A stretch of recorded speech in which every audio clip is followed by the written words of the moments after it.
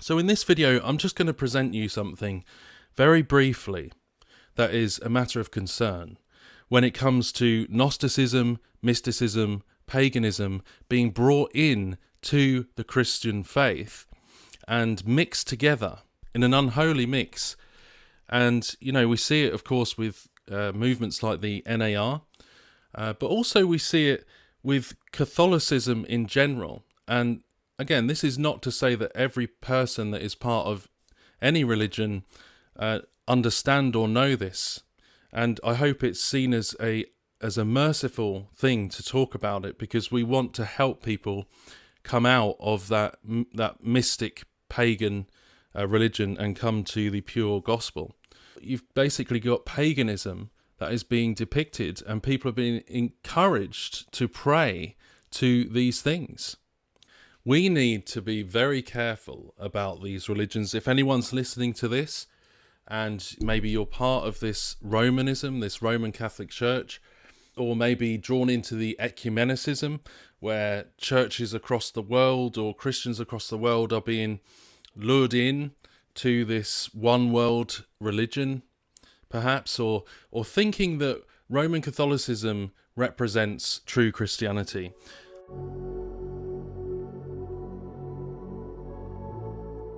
In the year AD 196, here is another very rare coin, and this will connect together with what we've been talking about recently, with the rise in Gnosticism, in paganism, the worship of the false goddess, Gaia, Sophia, all of those things. There's some kind of false idea that she's a bringer, this goddess is a bringer of light to the world, and the Gnostic idea that Sophia is the goddess of wisdom, how they're trying to replace the true God, the true Christ Jesus, with these pagan deities.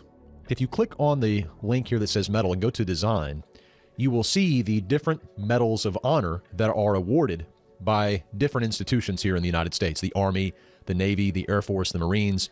But then when we get to the Air Force Medal of Honor, it's really interesting. This is why I really wanted to make this quick video, was to show you this particular passage about this particular medal. This clearly looks like the Statue of Liberty here. When we click on it, it takes us to a little brief description that says Lady Liberty. But notice what it says. It says the Statue of Liberty is centered in the Air Force design.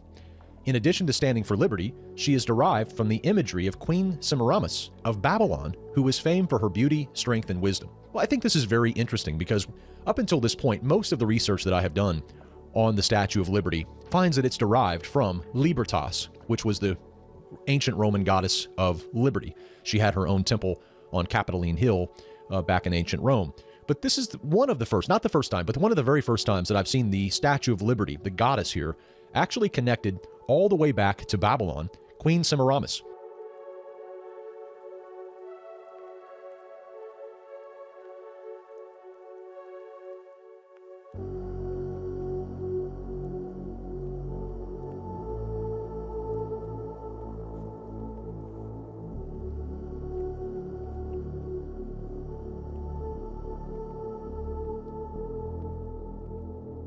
You see Diana on the left here, and on the right of this coin you see Lucifera.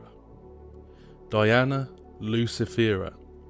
And you see the female figure in the center holding a torch with a flame, just like the symbolism of the light bearer.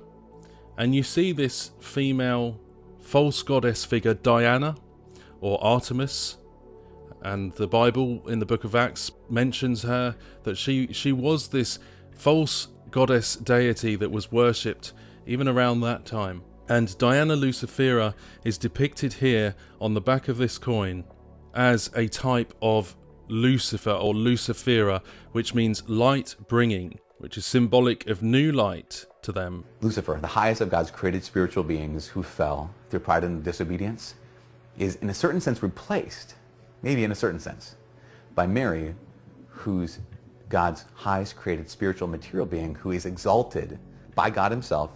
So you see that this so-called moon goddess, which can thematically be linked to many different false goddess depictions throughout the ages, with different faces, different names. It's a multifaceted goddess. This has been depicted in different ways. You see a close-up of it there with the moon on her head. This is their false goddess, lunar goddess, which, you know, is very similar to their depictions of Diana Lucifera as well, holding a light, a flame, like as a supposed, you know, bringer of light. And here's a coin from 260 to 268 AD.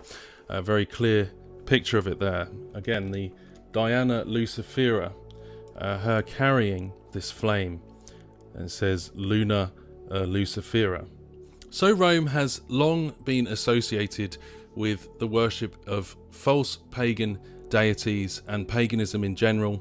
But when you look at some depictions in Romanism today, and this is the point of showing you this, it's just very concerning when you see things like this. When we look at those coins and you see symbolism that's very similar to this idea of a light bearer, an elevated feminine deity.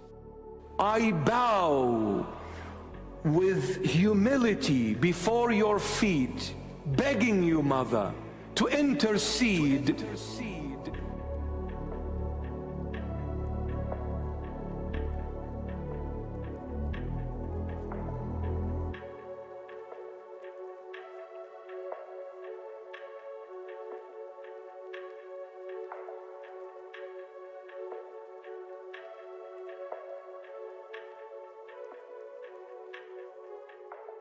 Lucifer, the highest of God's created spiritual beings who fell through pride and disobedience, is in a certain sense replaced, maybe in a certain sense, by Mary, who's God's highest created spiritual material being, who is exalted by God himself.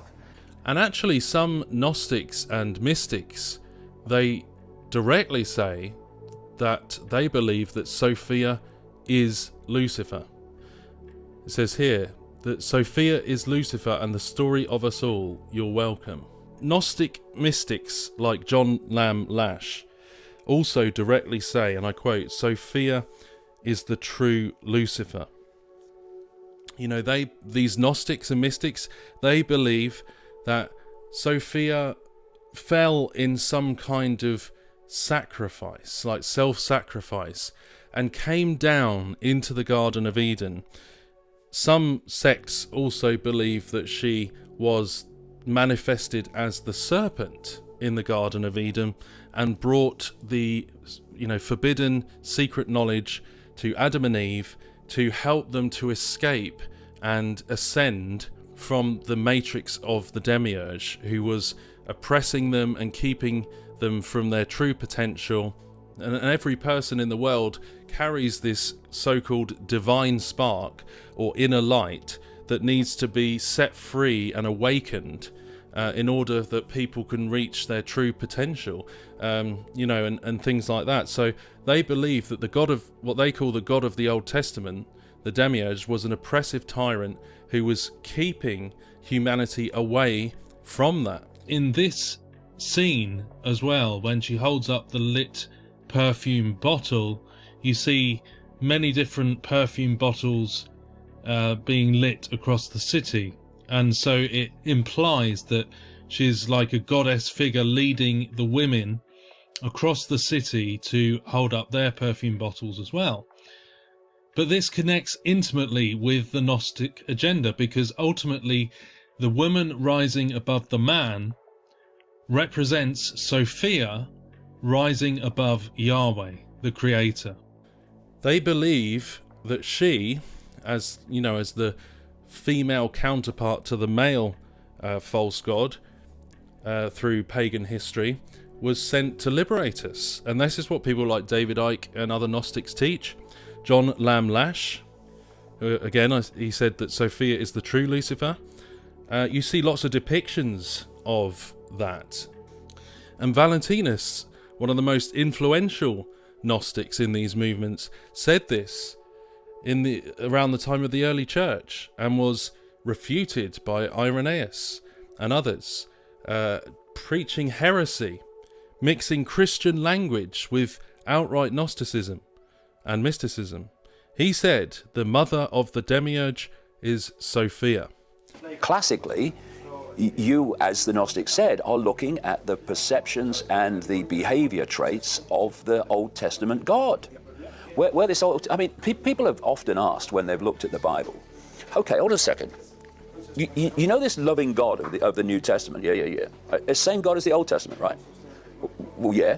Well, did he go through some domestic experience then? Some transformation of his perception? Because it ain't the same. It ain't the same. And what does this Old Testament God say over and over? I am the only God. There is no other God than me, and I'll bring you hell and damnation if you don't worship me. This is what the demiurge figure in the Gnostic writings is saying. I mean, it's quite classically, obviously, the same thing. So then you hear phrases like the mother of God and various things like that, and it just makes you wonder kind of what the roots actually are in terms of this, because some of them sound eerily very similar. Co-mediators, all these different things are heresies when it comes to the gospel, and we're not ever told to unite with false gospels and false Christs to achieve any idea of any common aim, because we are just not on the same page as anything that is not the true gospel anyway. So there shouldn't be unity when it comes to heretical false gospels. So I encourage all of us to be discerning about these things, and we can speak about them in love, but we shouldn't compromise on the gospel, that we don't get drawn in to this pagan religion and mix it with Christianity and bring in mysticism. And it's so seductive because it appears to offer you answers to certain questions, and it makes you think that you're going the right direction. And it all sounds very nice and very alluring, but it's completely false and is Antichrist at its very heart. He is the one, Jesus, who is God in the flesh, and he is the one who guides us through life's storms, not Mary or this figure that they're depicting, because it's Jesus Christ alone who is our mediator.